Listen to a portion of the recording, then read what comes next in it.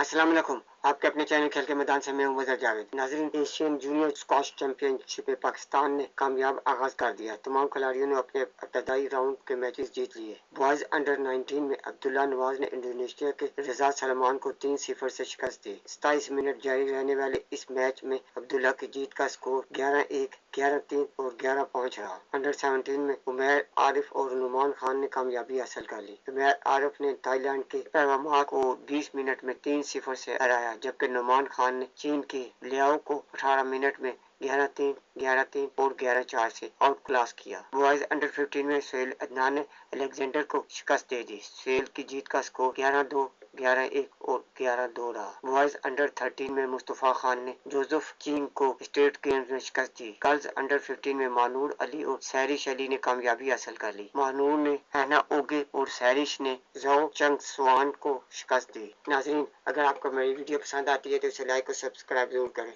और bell icon के button को दबा दें ताकि आपको मेरी वीडियो बर वक्त मिलती रहे। इसके साथ ही मैं आपसे इजाज़त चाहूँगा। अल्लाह हाफिज़।